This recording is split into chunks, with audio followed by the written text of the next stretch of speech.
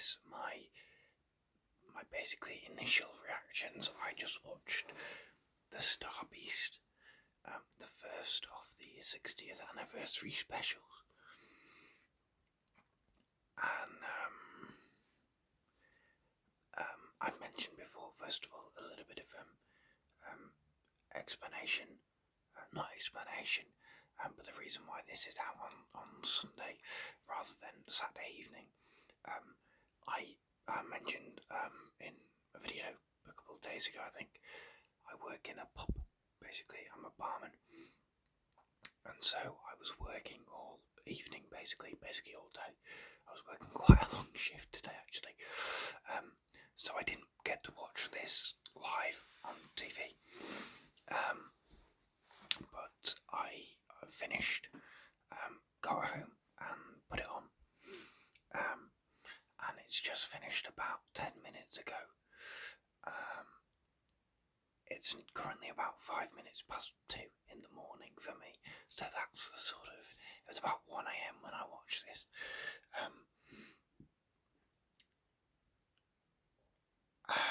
And it'll probably be the same next week as well for Wild Blue Yonder. Although I think I should be able to watch The Giggle on broadcast. I think I have that evening free, so that should be exciting. But anyway, regardless, what I'll start off by saying, and this is sort of why I spent like a minute and a half not talking about the episode. I'm very, very conflicted, but honestly, my gut reaction, I didn't think that this was very good. I'm sorry, I have not looked at any reactions. I haven't looked at social media. While I was at work, I had my phone not turned off, but I turned off the Wi-Fi, so I wasn't going to see anything. So it wasn't connected to the internet. I wasn't going to get spoiled. And then, yeah, as I say, basically put the episode on as soon as I got home. So I have no idea what people think of this. I don't know if the general consensus is good or bad. I can only speak for my own opinions. And I have to admit, I wasn't a fan. I don't know. I don't know what it was about this that didn't work for me. I do know, but I'll start with the positives. Right, there were some great moments in this. Certainly, I thought that the visual effects on the Meep, certainly in its original form. I'll be spoiling the episode, of course, in this. I assume you've seen it. But the Meep before it reveals itself as being evil.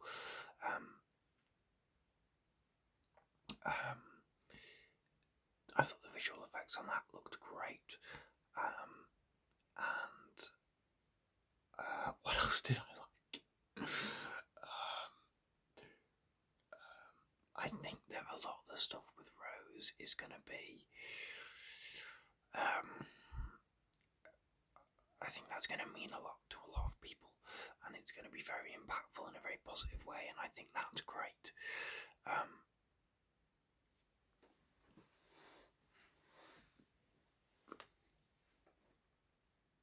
Off the top of my head, those are the sorry, I almost came out of a whisper then. Off the top of my head, those are the only things I can pinpoint and say I really liked. And I thought it was a great vocal performance from Miriam Margolyes. I said that about the clip that we got for Doctor Who Day, and yeah, I stand by that. I think that it was a great vocal performance from her throughout. As for everything, and not everything else,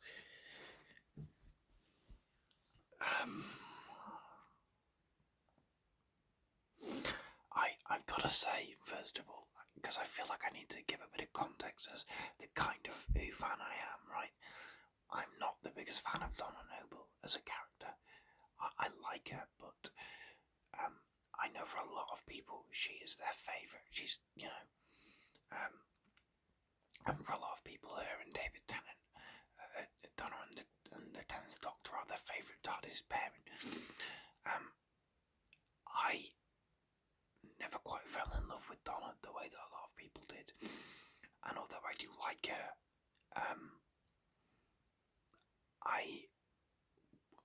when it was announced that she was coming back, I wasn't, ecstatic and over the moon like a lot of people were, because they loved Donna as a character so much. And so I felt that with Donna coming back, it would have to be an exceptional story for me to really connect with it, I think, for there to be a good reason, because one of the best things about Donna's story in Series 4 is the way it ends, and that end has been undone now.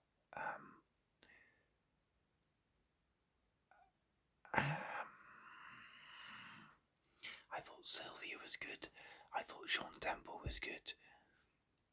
Yasmin Finney, overall the performances were decent. I thought Yasmin Finney was good as Rose. And I do feel that the 14th Doctor is different from the 10th Doctor in a lot of subtle ways, and I think that's probably the way to play it, and I think Tennant gets that right. But I don't know,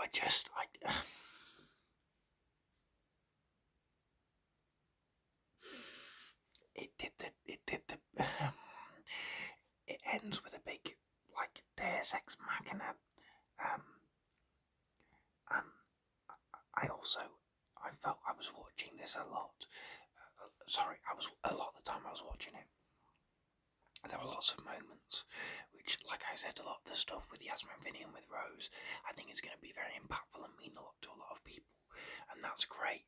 But I was also watching it going, oh no, all the worst people on the internet are going to have a field day with this, because it's not massively subtle about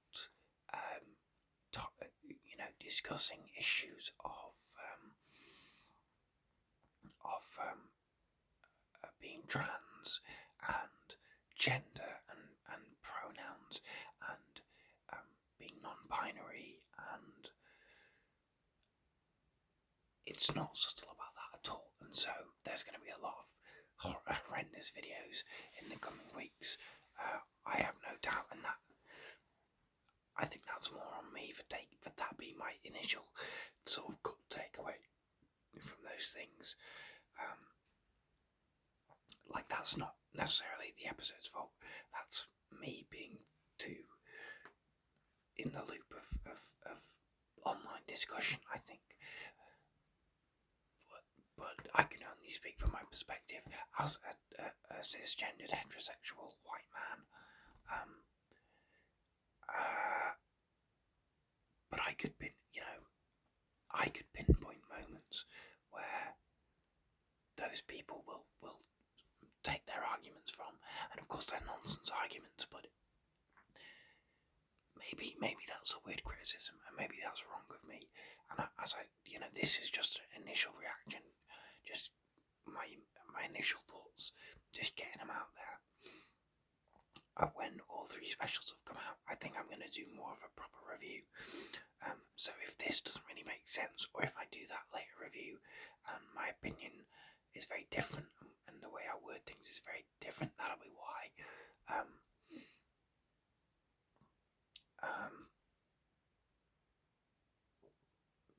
But yeah, I don't know what didn't. I don't. If you watched my video ranking all 175 episodes of Doctor Who, Modern Doctor, well, not Modern Doctor Who now, is it? Revived Doctor Who. from Rose to the Power of the Doctor that I put out. I just about managed to get it out for the 23rd.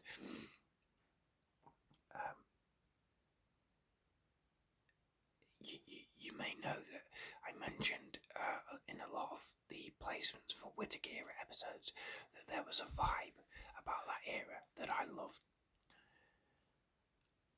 And this has a vibe that I don't vibe with it. I just don't vibe with it. And I think that's my main takeaway, was that I'd not been massively hyped or massively excited for these specials and for this new era of the show.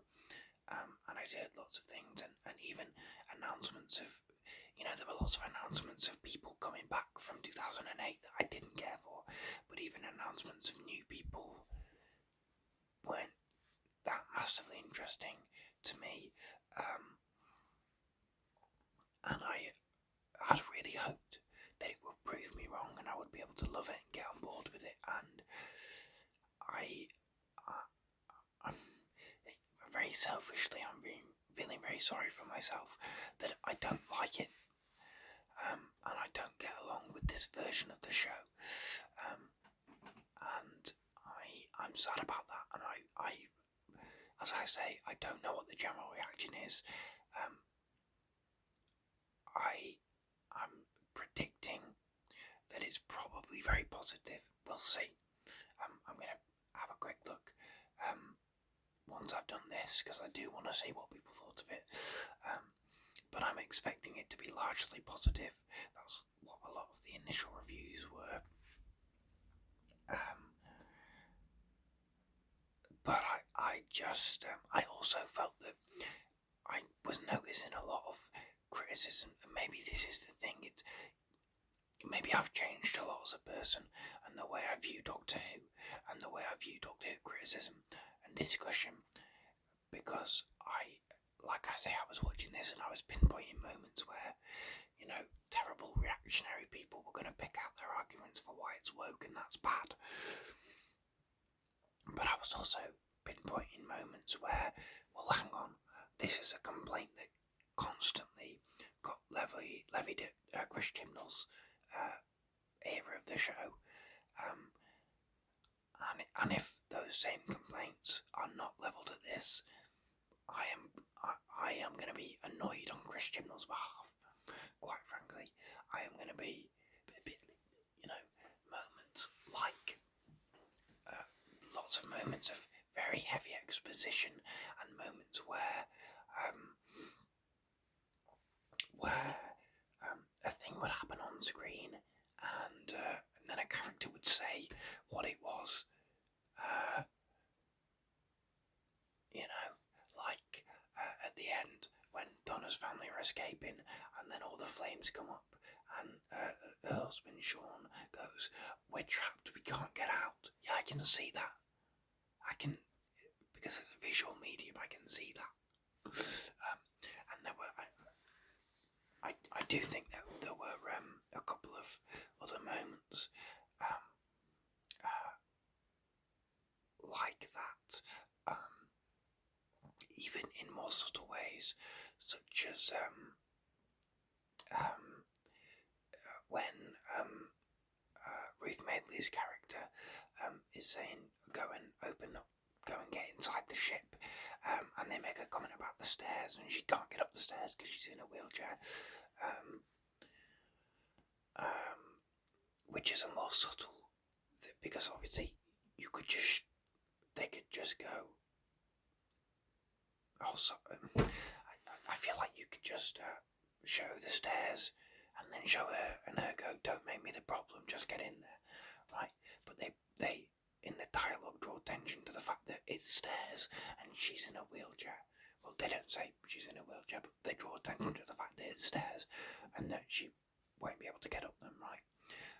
That's a more subtle instance of that criticism, that thing, but it's still the same thing, and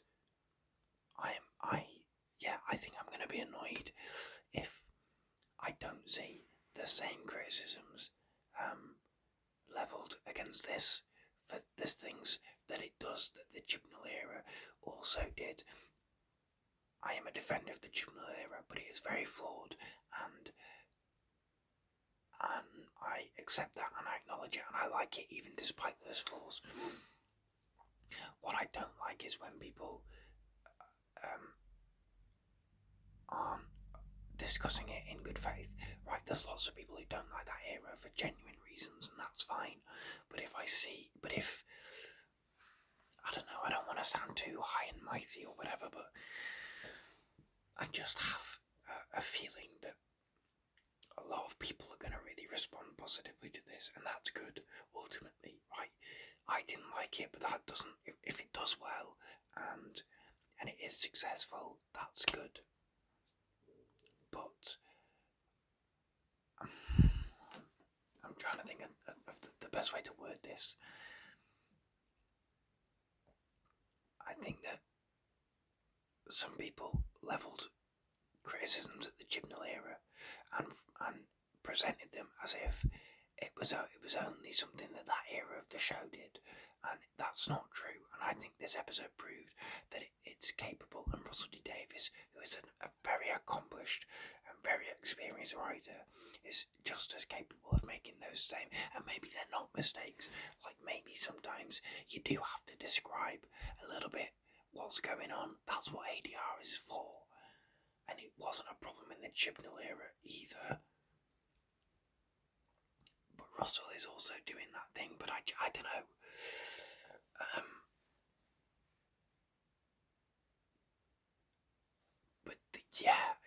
It got that was very much the reaction it got from me. And then also, there's things I like actively do not like. I think that new title sequence is dreadful. I think it's dreadful. I don't know how they managed. I think it looks, when you look at the graphical quality and the visual quality of the title sequence we just had, and even again, I don't want this to be just like, oh, the Chibnall era was better than this. But you look at the titles of the Chibnall era, but even the Moffat and Smith titles, they look far, far better than this. It looks hokey. It looks like a fan film. I don't know why we've the position of the names in time with the music. I don't know why that's changed. The way that the title comes on, it looks like a clip art transition. I think that was really bad. I'm gonna have to wait to see how I feel about this new TARDIS, especially if it continues into Shooty's time. But the console, I certainly don't care for at all. And I'm sort of hoping that there is another reason as to why the TARDIS gets on fire and starts crashing at the end of this. Because if it's genuinely Donna accidentally spills some coffee into the console, that is embarrassing, quite frankly. That's embarrassing. And so there better be, I'm sort of hoping that, like, oh, maybe it's a toy maker thing, but it doesn't seem to be the case. I think it's stupid. And I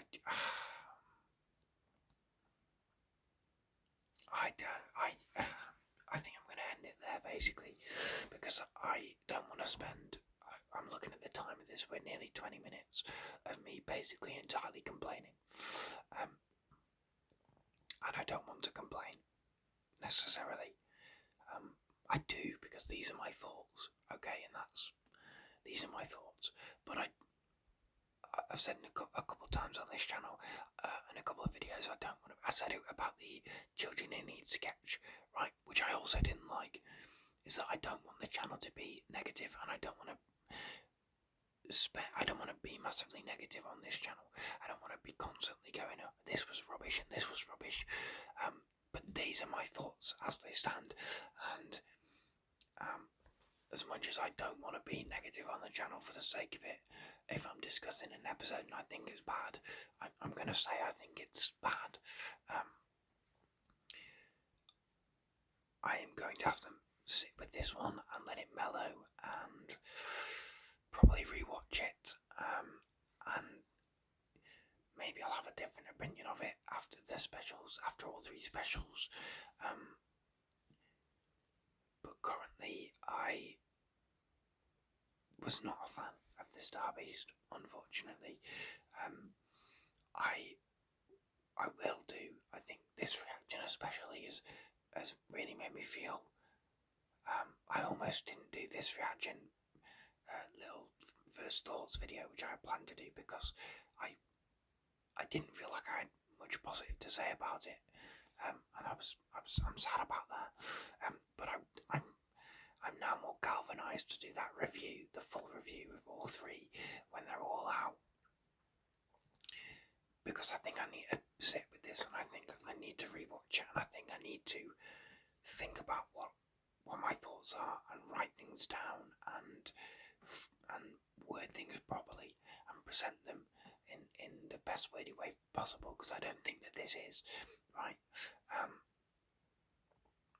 But yeah, let me know what you thought of The Star Beast. Do you think I'm totally wrong? Did you love it? If you did, fantastic. I wish I could. Maybe you also didn't care for it. Maybe you thought it was just fine. Yeah, but let me know. And yeah, continue to like and subscribe and comment and share these videos and stuff. All the YouTube things that help grow a YouTube channel. I'm just waffling on now. Thank you very much for your time. I hope you enjoyed The Star Beast. I hope you're looking forward to Wild Blue Yonder. We've still barely seen any of that. That is one I'm still intrigued about and excited about. If I'm disappointed by that one, that'll be a real blow, I think, for me personally, because that's been for a long time been the one that I have been most anticipated for and intrigued by. So I do still hold out hope for Wild Blue Yonder. But yeah, thank you for watching, thank you for listening. I will see you perhaps sometime in the week, if not beforehand.